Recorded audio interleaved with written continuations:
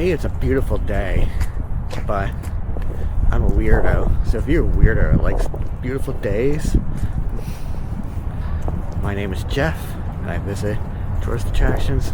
I do internet's most comprehensive hotel vlogs, you name it. Behind our right leg, right knee, and the left leg softly bent, and we are doing... Okay, so I'm not the only weirdo apparently. I guess it's like a mommer-sized class going on, and they just kind of kick into their baby strollers to take out the frustration. So this is Vulcan. This is one of America's top attractions. It was rated by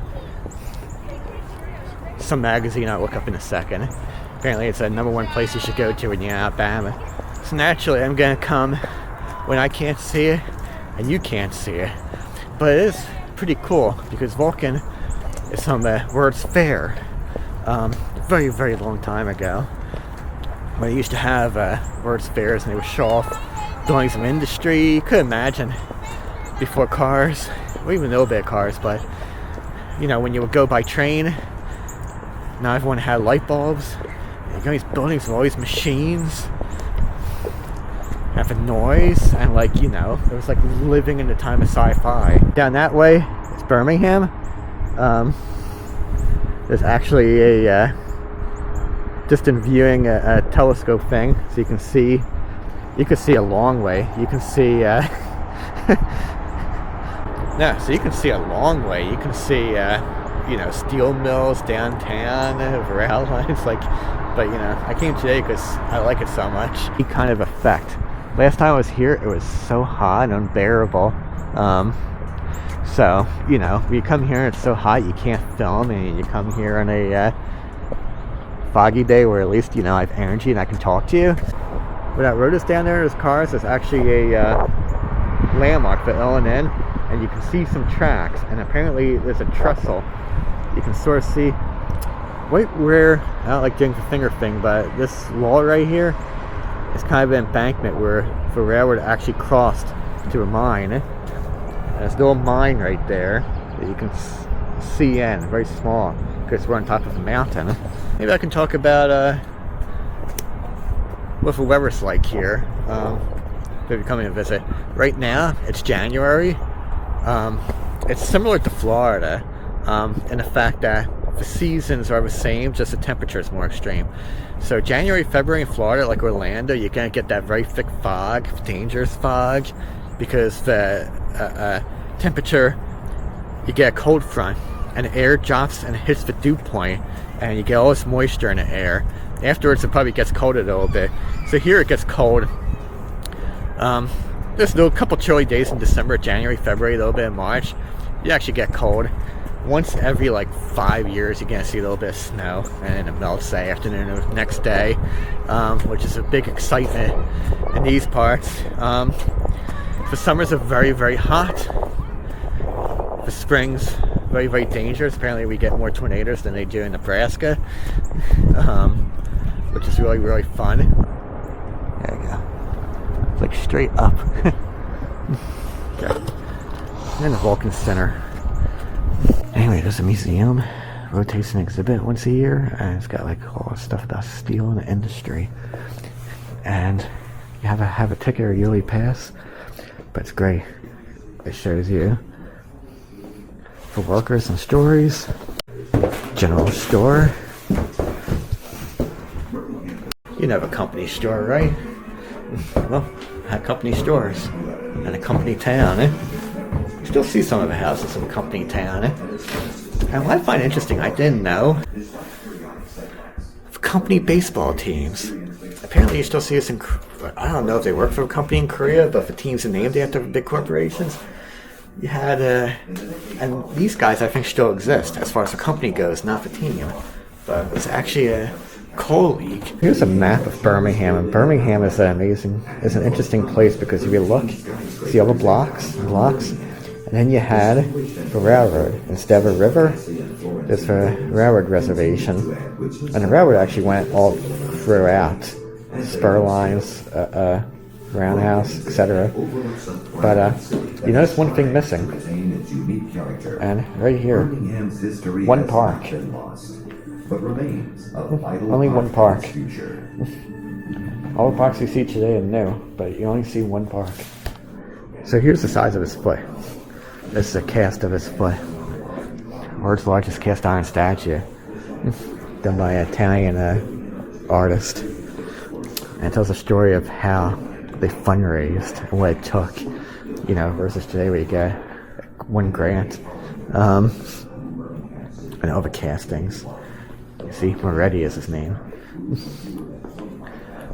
And then it tells a story of how Vulcan even made it to a fair.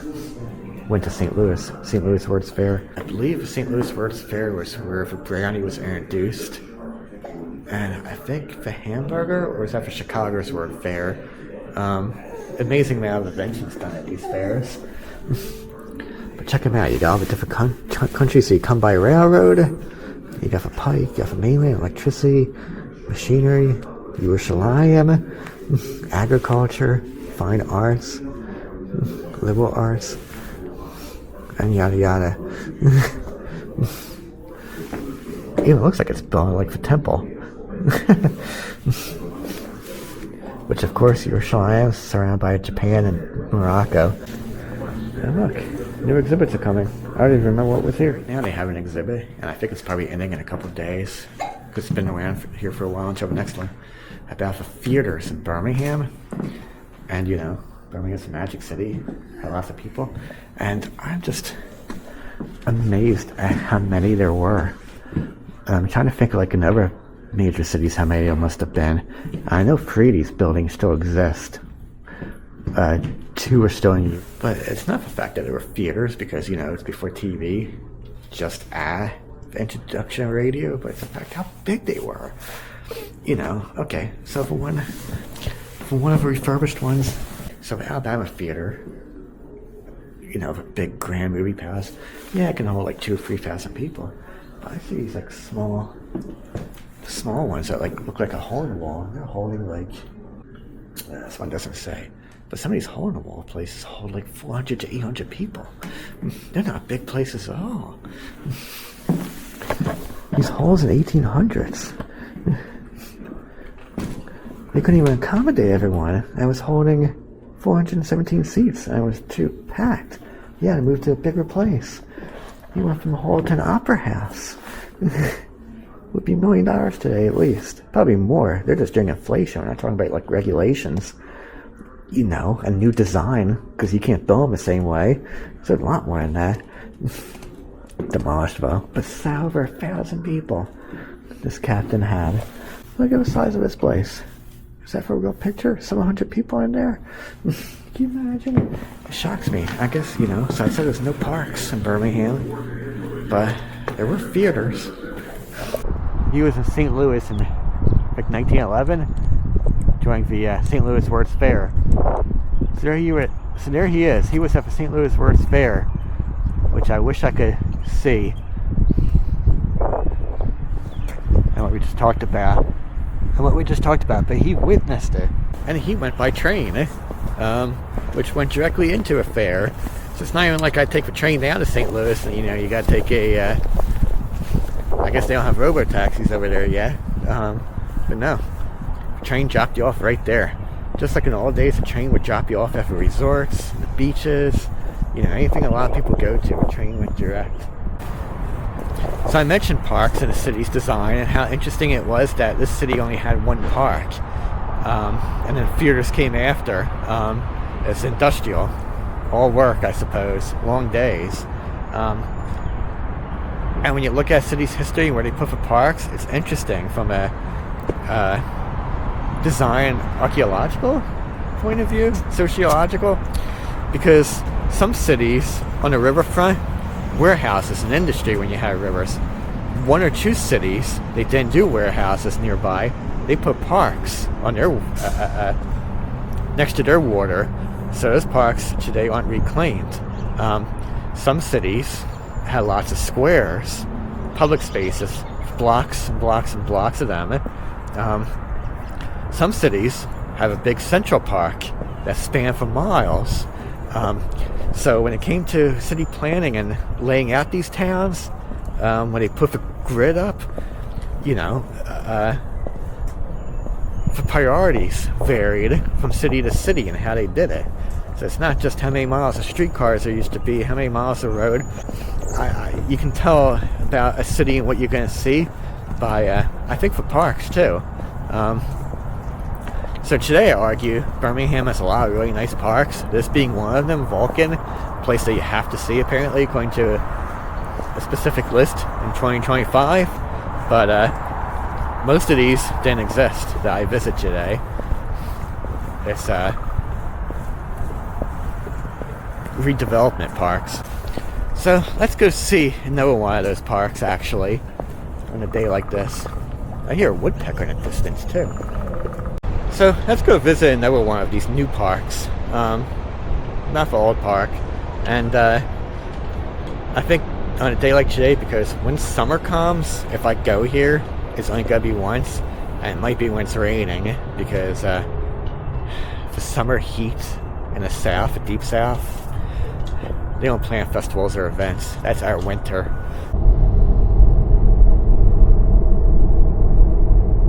Now we're in downtown Birmingham. I think I come here frequently and I'm discovering apartment buildings that were built I never even saw under construction. It just appeared.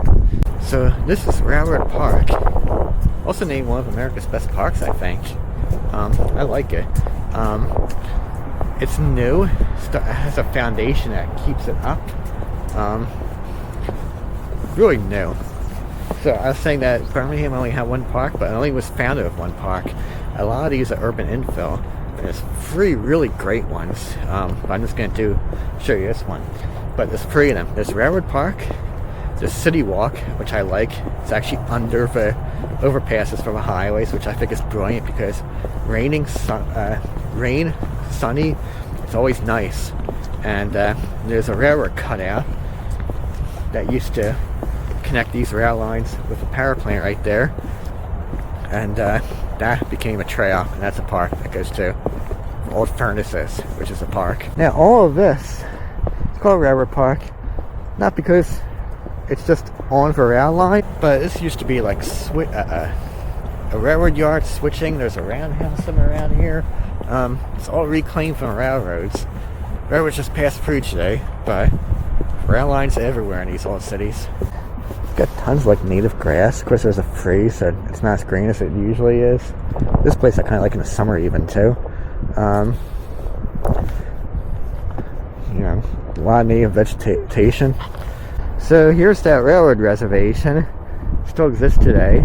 Tons of trains, like 5 different main lines come through here. It's not just the usual, you know, CSX or UP only. What is this? Did they like just dump all the railroad ties? I see new ties and tracks up there, but like they're all dumped down there. I think I hear a train coming. Wait.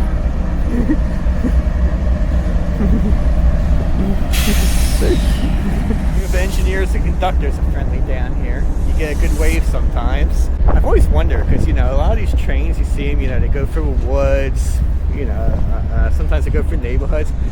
I always wonder if the guys that go through this little stretch right here, if they enjoy it, because you get to see the city skyline, the city sights, you know, day and night. But as far as driving, I think, you know, I think the guy who has this route has one of the better routes, personally, because it's not just going through woods and a couple of railroad crossings and honking the horn. And you get to see Railfans and kids sometimes. And you know, this is actually a short train. Some of these go for miles. This one's, oh, there's flatbeds. It's probably still going. I thought it was the end. What are those? Trash things? I've never seen that one before. Now, on the north side is where they built the city. And the city's interesting because you see that tower right there? That's a hotel. One of the things we do in this channel is hotels. I can still sort of see the paint that says hotel on the top of it. I wonder if I can get a good zoom in shot of this. And at the top was actually gimmicky, but it was to catch Zeppelins. So you can take a Zeppelin to that hotel in downtown Birmingham.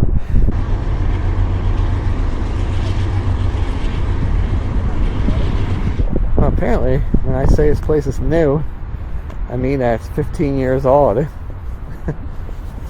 So these are some of the parks, some of the history, some ramblings about the old days, because when St. Louis World's Fair was going on, this was all industry. That's why they had such a big Vulcan, because of industry. And not parks, but industry. So,